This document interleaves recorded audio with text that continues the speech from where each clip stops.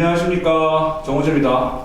자, 오늘도 김민수 선생님 모시고 동남아 도시와 교통에 대한 얘기를 하고 있습니다. 김민수 선생님, 오늘은 무슨 주제를 가지고 오셨습니까? Hello, thank you for having me again. This is my fourth time over here in AVF. Today we will briefly just talk about HDB, Housing Development Board System, and Housing Policy System about Singapore. Last time we talked about MRT, which means Mass Rapid Transit, the metro system, but today we'll talk about the housing itself and what kind of positive or negative impacts that Singaporeans has got granted throughout the past maybe 50 years. Yeah. 싱가포르 HDB 이슈를 가지고 오셨는데 사실 이제 HDB는 우리나라에서 아파트값이 오를 때마다 정책 파트에서 야 서울시도 HDB 같은 거 해야 되는 거 아니냐, 예를 들어서 이런 주제로 단골처럼 불려오는 주제인데 정확히 한국 사람들은 싱가포르 HDB에 대해서 사실 정확히는 몰라요. 네. Okay, HDB stands for Housing Development Board. So it also means the one of the ministerial or departmental bureau that Singaporean government is, running. So you can just think for some of people who are familiar with America, then Department of Housing Planning or stuff like that, or in UK we have similar. So that's like a governmental organization that supplies and I won't say control, but then mitigating the circumstances of the housing plan of the people, domestic people in Singapore. So basically, the whole simple concept is that the government owns the land for 99 years. This is very British term, British concept. So it's like so think like repo, repurchasable, think in stock market. So 99 to you, 99 the land itself are given to you for 99, but then you're acquiring the asset value of the housing ever since when you're young. But then we'll talk about that later very specifically, but you have very, very subtle conditions and pretty tough requirements to meet in order to achieve a HDB. So Singaporean people normally start their and they get the job and they live in HDB, but then not everyone can do it. So this is kind of like very governmental and I would say planning that has been driven by a centralism public policy plan since 1961. Yeah. 그렇죠. 그래서 한국 언론에서도 이제 싱가포르 HDB 제도의 장점을 얘기하면서도 항상 한국은 불가능하다라는 전문가 멘트가 달리는데 그 중에 한 가지는 싱가포르가 국토의 80% 이상이 정부가 땅을 갖고 있는 토지 공영제 국가라는 거죠. Absolutely. I mean, that's a key point of our conversation. I mean, it used to be like less than 60% back in 1960s or 70s during the first Prime Minister Lee Kuan Yew. But then the acquired land of the state-owned governmental organization or the company has been increasing. And now it hits up to almost like 80-something%. I'm not. 간척을 많이 했어요. Exactly. They reclaim, but they also acquire too, because there are only two ways. I mean, no matter where you're at, Singapore, Korea, America. I mean, there are only two ways that you can acquire land: A, to purchase, to buy, sell land; B, to compensate the land by the government. So there are only two things, but the Singaporean government has mixed the second one, which means compensation throughout, giving compensation and a little bit of subtle, denomination to people, and then they acquire land, and then they of course build the housing. And for the first question, of course, yeah. I think Korean government leaders or public policy makers, especially in land housing field industry, they have sort of like fantasy about HDB system, because obviously it's so obvious that HDB system has advantages too, because you can increase the floor rate so that more people can live in basically floor rate means the rate of the size of the size of the apartment, I would say just flats that you can, 3 or 2 or 4 people can dwell in limited area, and then making high-rise buildings so that it's easier to meet the supply and then of course demand side of the housing thing. And B, of course, in the advanced city economy, housing price is very high. Of course, I mean, this is a very hot potato issue in Singapore recently too, but obviously you can, that used to be one of the way that you can mitigate the recalibrate to difficulties in terms of government's perspective. Yeah, so that's why probably Korean government is also, or leaders, opinion leaders are speaking their voice aloud about the HDB system. And we are actually, Seoul metropolitan government is planning to do it in a very similar way, but I am very doubtful about that personally. Yeah. 굉장히 복잡하고 작은 도시 국가이기 때문에 주거 문제 해결이 정말 중요하죠. 그러니까 싱가포르는 루럴 에어리어, 그러니까 농촌 지역이 없잖아요. No. 그러니까 비싼 땅에 많은 사람들을 살게 하기 위해서는 정부가 책임을 지고 시민이라면은 그러니까 헌법상으로 집을 제공할 의무가 있는 거예요. Absolutely. I mean, it's written in the constitutional value too. And the problem is whether you.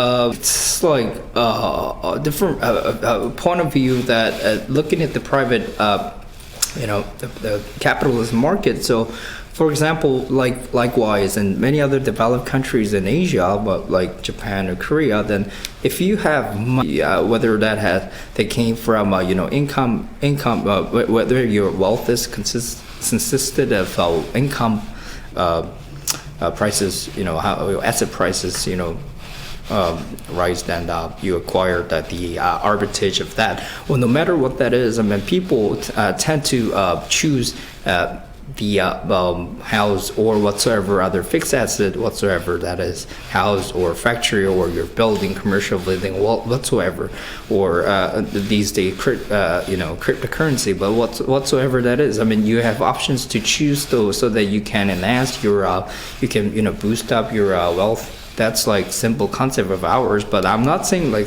in Singapore, Singaporeans do not do that, or Singaporean government is not nay to that. But then, unless talk about thinking about the housing project, they have their set up stage of value that.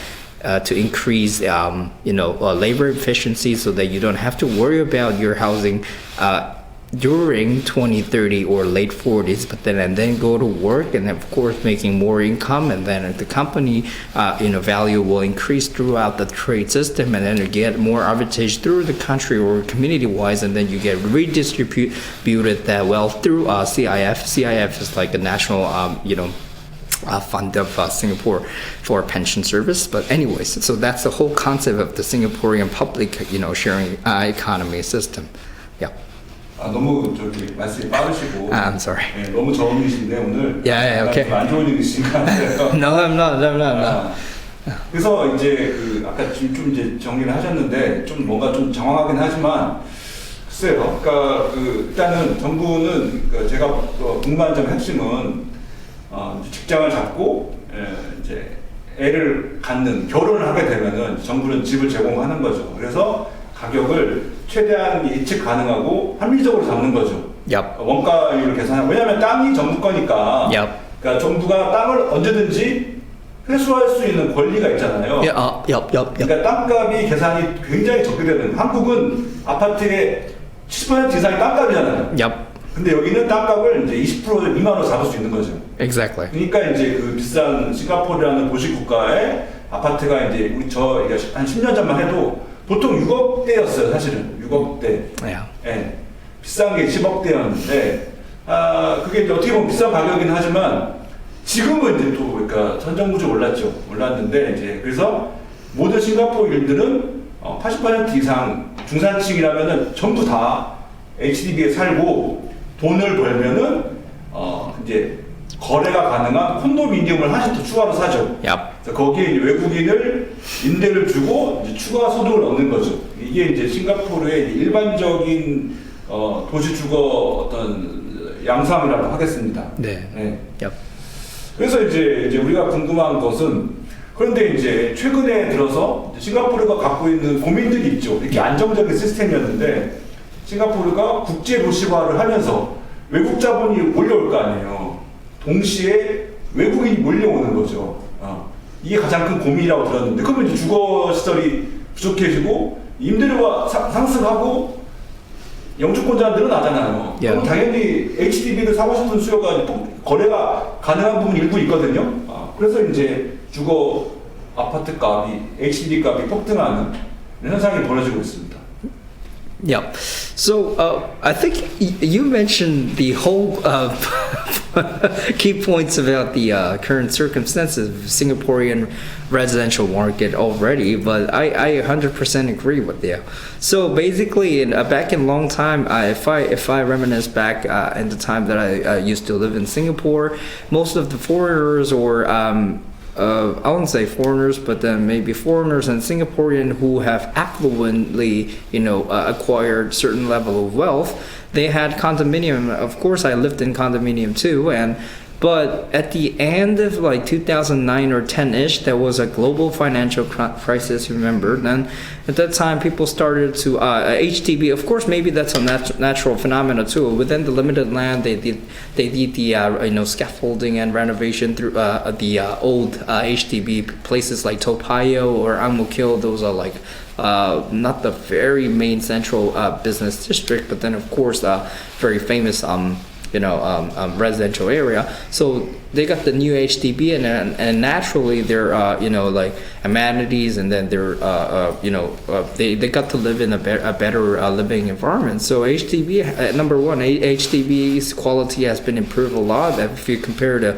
80s and 90s, I mean, even these days there are like 1.13 something million HDBs in Singapore. Considering, in fact, the Singaporean population or people who live in Singapore are about like 5 to 6 million. That's huge number of, anyways, housing units are in Singapore. And nowadays, Singaporean governments are doing two restriction: a financial restriction through interest rate, because they used to back in old days they used to give HDB loan to value LTV rates like 80%, but then now they cut off 5% down, so 75%. That means Singaporean government is thinking that even to local Singaporean people that you have to have more, at least a little bit of money in your pocket in order to acquire HDB. Number two is that even to foreigners, they're doing regulations because I think their regulation. Taxation regulations are getting harder, and then I think I heard that I read on the news that 60% used to be like 0 to 10, but it increased up to 60% of the acquired tax to foreigners who want to buy HDB. So that means condominium or other semi-detached house means good house, bungalows they call it. Price of those relatively better houses are skyrocketing. Then HDB prices are also increasing in a good not good, but relatively natural volatility, so that Singaporean people are not really happy with that to adjust themselves in a conventional economy, which means if I work hard, then I will get HDB. Then after I get HDB, I can get more income, wealth, and then of course I'll get richer. But then this kind of economic system has been, I won't say debacle, but it's in a way to be shackling a lot. So yeah, so that's the problem of the Singaporean government and people all living in Singapore, no matter if you're domestic or foreigner or expat. yeah. 이제 그래서 이제 제가 다시 처음으로 질문을 돌아오면은. 그러니까 이게 사실 그 싱가포르의 주거 정책은 굉장히 전 세계적인 찬사를 받고 있잖아요. 근데 이제 토지 공유제라는 토지 국유제라는 어떤 우리가 모방할 수 없는 한계에도 불구하고 우리가 거기서부터 얻어야 되는 정책적인 어떤 교훈 같은 게 있다면 어떤 게 있다고 보세요, 선생님? Okay, let me be honest to myself too. Okay, so. Back in 2004, when President Roh Moo-hyun has incumbent in office, I think a lot of policy chiefs and especially professors, they pushed through this HDB systems and they tried this through, a governmental state-owned company called LH, Land and Housing Corporation in Korea. But then the problem is that, back to your question, do we have anything that we can benchmark, or I personally don't like the word benchmark, but that we can at least, find out good things about HDB is that it's very limited. It is because Singapore, as you mentioned in the very early stage, that Singapore is a very limited land. And apart from reclamation, you can actually expand your land. But Korea, people think the core housing place as Seoul or metropolitan area. So LH did, they started the third generation, I don't know how to call this. They started to plan this, shovel this third generation cities outskirts. So that's the different point of the start from HDB and Korea LH, even from the initial stage. And number two, in order to talk about land property that has been privatization or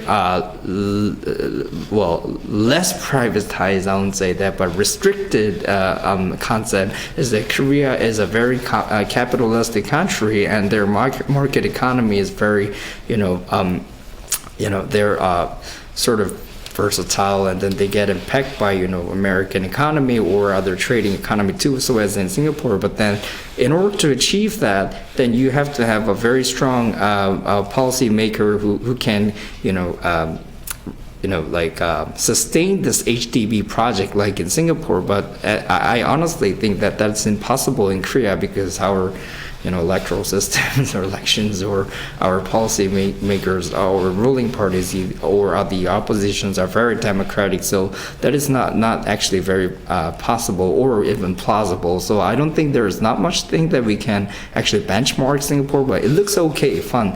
Okay, we can give out in a maybe quarter the price of house in middle of Seoul or slightly far, but to the relatively young people who have less job, or people just got a job. But then that's very different story from Korea, because in Korea, in order to keep your asset price in terms of house, then your house price has to go up. But HDB doesn't have one. That's the different problem of that. Yep.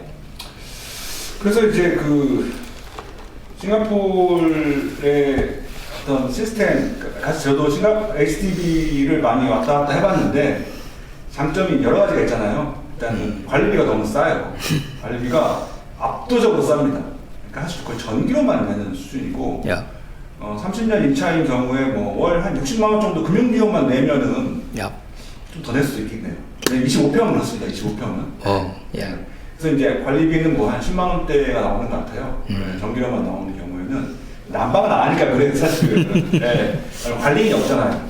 관리는 한 달에 한 번 청소하는 정도? 그러기 때문에. 그래서 싱가포르인들은 굉장히 쾌적할 것 같아요. Oh yeah, absolutely. And recently, 관리 같은 거 하는 exactly. 거니까. And recently, not only in terms of maintenance, but HDB actually made a community itself. So within the HDB, if you see, they have singing group, their grandmothers, grannies are singing together, and then they play table tennis within the HDB, and then they're like small, preschool, not actually proper preschool, but then a kind of, facilities that kids can, gather around together. So these are the good things about HDB, building small community within Singapore. But the thing is that these days, the quality of house is tremendously, improved compared to even a decade ago. So HDB house itself is no different from condominium, but then the fundamental thing is that the value of condominium in Singapore is very important. It's one of the standard measurement for Singaporean or foreigners that, are you a middle class family or even higher than that, then people choose condominium. Because if you live in a condominium in a good place in Singapore, that means you're relatively successful within your, in terms of your, wealth, or social status. So that's the limitation of HDB too. Yeah. 맞아요. 그래서 혹자들은 그 싱가포르 시스템 특히 가장 대표적인 게 이제 HDB와 호커 센터잖아요. 그래서 이제 약간 좀 사회주의를 닮았다는 얘기도 해요, 실제로. 왜냐면은 그 사실 사회주의거든요. Yeah, 네. we call it amendment, beneficiary dictatorship, not dictatorship system, but the scholars call it beneficiary dictatorship. Yep, 상호회적인 어떤 exactly. Exactly. 상호회적인 엘리트 정치라고 하겠는데, 그래서 이제 그 비용을 극단적으로 줄이는 중국인 특유의 이제 그게 있습니다. 그러니까 호커 센터라는 것도 부스도 작게 하고, 그 다음에 되게 험불하죠. And in a hawker stand, you're eating with some any kind of people that 에어컨도 없고. you know, like Yes. you're just eating there to eat. 네, So it's very efficient 일단 에어컨이 없으니까 5,000원짜리 답이 나오는 거예요. 그래서 in that economy and price. Yeah. HDB 역시도 주차가 필요 없으니까 땅을 안 파는 거죠. 많이 안 파는 거죠. 한국은 땅을 팔려면은 그 건축비가 이제 계속 그 기하급수적으로 상승하는 거잖아요. Yeah, yeah. 한 대당 한 가구가 Five. Yeah. 그래서 이제 HDB는 이제 호커센터는 그 효율성을 극대화한 주거 시스템이기 때문에 겉으로 봤을 때는 굉장히 볼품도 없고 값싸 보이긴 하는데 실용성 면에 있어가지고는 이제 싱가포르의 어떤 험불한 화교 이민사를 어떤 압축한 주거 형태라고 할 수 있을 것 같습니다. 그래서 이제 그 교훈은 사실 말씀이 좀 딱 교훈이 없다는 것 같아요. 예를 들어서. No, rectify, rectify. Okay, it's okay to benchmark HDB, but listen up. If you look at okay, I'll just name a HDB that has recently been very covered Korean news. Called Pinnacle. What was that? There's I forgot the name. Anyways, like fancy HDB, high-rise HDB, Marina Bay, and some of the political leader in Korea, Mayor of Seoul, he visited there, and then so many people, policymakers in Seoul, and also housing planners, are there like so fanatic about, okay, why don't we build this building in Seoul? But that's not possible because, look, that building is also a HDB, and it has been built through HDB system by HDB governmental organizations. So people who are living there or people who are renting the flat itself is also in a huge volume of HDB system. But in Korea, if you do that by your own and making a fancy apartment like Tunchon itself, let's say only one apartment, or less than 20 apartment in city, and I mean, do you really think that housing value of that flat will immensely increase compared to other thing? Because you have to sell it, then you have to someone has to purchase it, but then they will of course they will that's like a mismatch between if seeing the minor point of a building, and then okay, why don't we build that the similar system here so that more young people can live? And then that could be a short time remedy, but that's not like a fundamental cure remedy for this Seoul metropolitan area housing problem. So if you really want to do that, then I mean, I'm sure we have tried for many years, but if you really want to benchmark HDB, then the only one I can think of that is that building the community facility higher within we're doing actually some of the rental houses, many kind of rental houses throughout the whole country by LH, like 공공임대, 민간 연구임대, 뭐 생애취초 특별 공급. I just say in Korean because this is something very, very Korean thing. So those houses, then you have to build strong community as facilities amenity, then they will at least cover, because there's really good example in Gyeonggi-do Pangyo, in front of the Hyundai department store, which is one of the wealthy place in Gyeonggi-do area. Then there's a private apartment, let's say condominium in Singapore, and there's a LH house, but then the price of LH house also hits up $2 million, 20억 over, up 2 point something. So that because good land and then, a good transportation system and good facilities make at least those kind of, public, supply housing system better. So that kind of thing. So maybe if we want to really pick up good point of that, we have to build those kind of thing in a very expensive land. But that decision is very difficult to be made, of course. 알겠습니다. 마지막 질문인데, 그래서 아까는 이제 한국과 차이가 있기 때문에 환경적으로 여기도 이제 외형적으로 보면은 한국에도 이제 주택공사가 있잖아요. 토지공사가 있고. LH. 그 토지를 싸게 구입해서 정부가 적당한 가격으로 만들어서 장기 임대, 신혼 특별 공급을 하면은 그 HDB랑 비슷해지는 거 아니냐? 라는 생각들을 이제 대부분 다 하죠. 왜냐면은 30년 동안 저리 융자를 하면 되지 않겠느냐, 정부가. 그리고 약간 좀 싼 지역에 땅을 대규모로 개발하면은 그게 쉽게 말하면 신도시 특별 공급인데 그것을 정부들이 꾸준히 사실 전 해왔다고 생각하는데 최근에 보면 그게 아니거든요. 이게 완전히 싱가포르 웨이와 한국의 웨이가 갈려버렸어요. 그 이유가 어디 있다고 보시고? You just mentioned the reason. Because our new town policy project has been successful too much than we expected. Look, 1989, we started the first new town project. 분당, 분당. 일산. Oh yeah, all those kind of. But place, cities, and second, and after 10 years, second new town, 판교, etc. 광교, etc. Third, now we're doing it. Thing is, like, if you LH is doing too, okay, the price of the land and parcel lotting rates are too increasing, like skyrocketing, because they also picked they also started the project, housing developmental project in good areas, so that the price of this kind of cities or like at least government-led projects are like overturn the original like central district like in Gangbuk. So that's like the what do you call that causes the disturbance in real estate market. In real estate market, it has to be Pundang has to be cheaper than Gangbuk, but it's doubled up.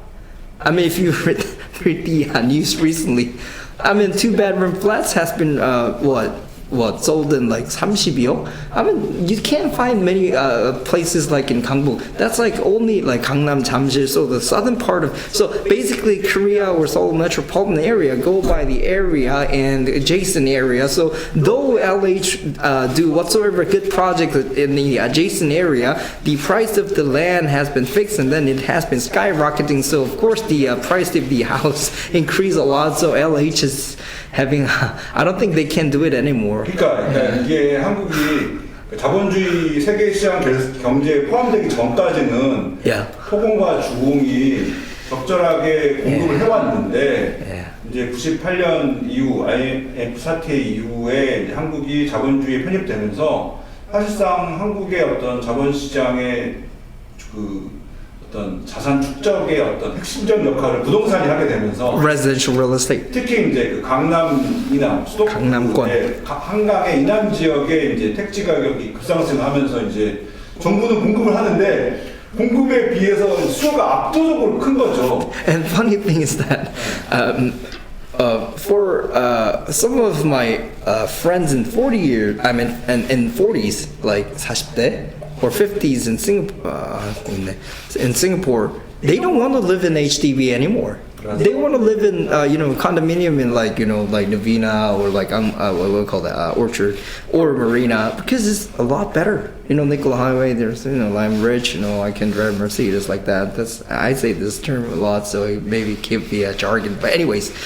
But in Korea, people want to live in like, let's say, HDB of Korea in Seoul metropolitan area, and all the good companies and then like a representative company of Korea are located in those kind of areas. So the disturbance is getting more serious, and of course, I mean, everybody want to live in Gangnam, Panggyo, Gwacheon.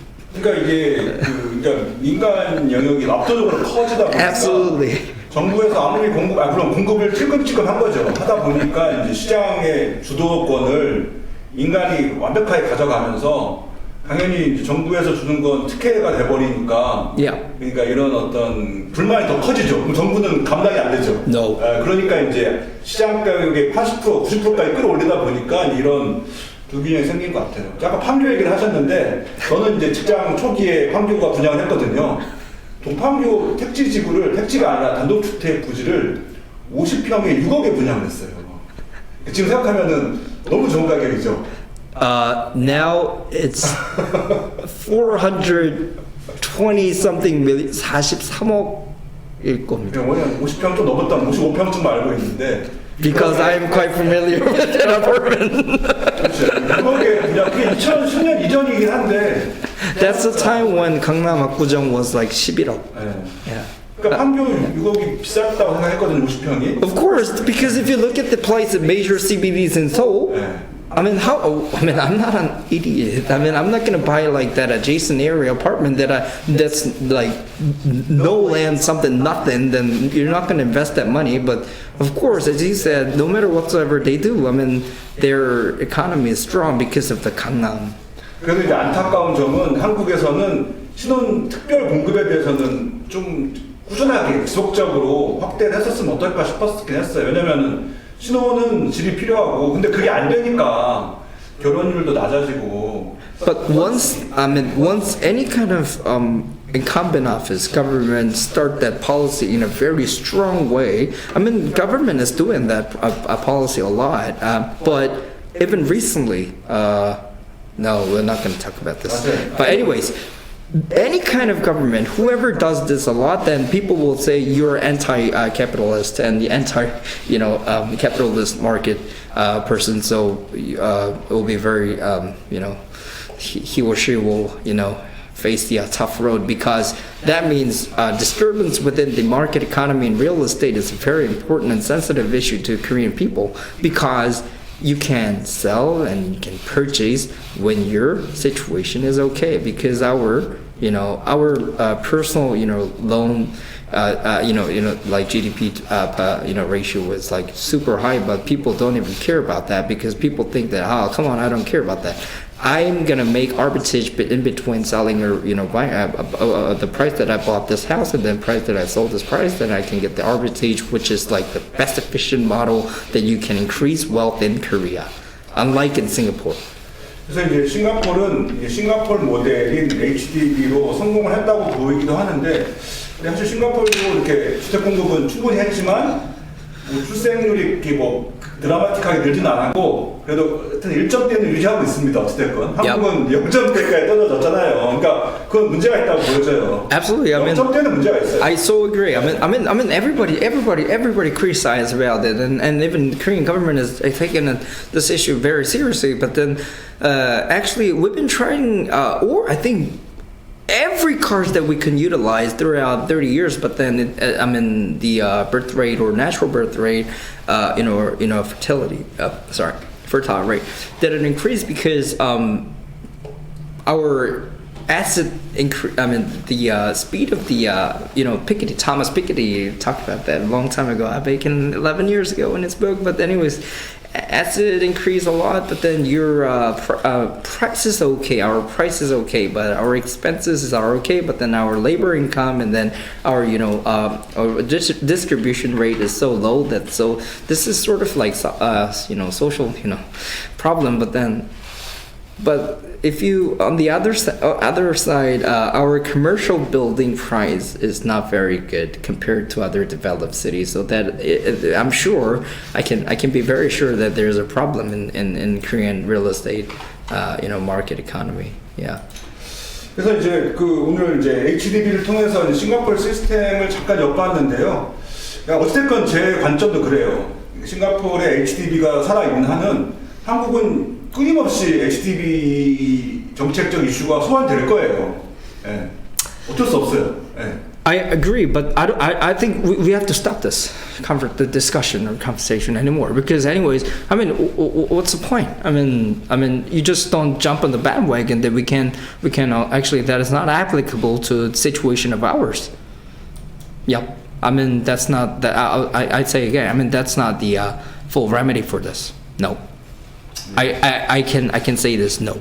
Yeah. 그래서 그 HDB 이슈는 이제 싱가포르의 성공과 그다음에 어떤 중산층을 대변하는 문화 코드가 됐고 Yes. 한국이 그 HDB 정신을 결과적으로는 언젠가는 그러니까 이렇게 부동산 문제가 심각해질 때마다 꼭 소환돼야 되고 그 정신은 우리가 뭐 벤치마킹을 해야 된다는 게 제 생각인데 그런 관점에서 선생님 코멘트 주시고 마무리하겠습니다. Yeah. I mean, I agree with that, but then I really hope that please stop doing this whatever benchmarking policy system in rural side or in countryside, in other provincial area, because that gives more pain to people living in that place.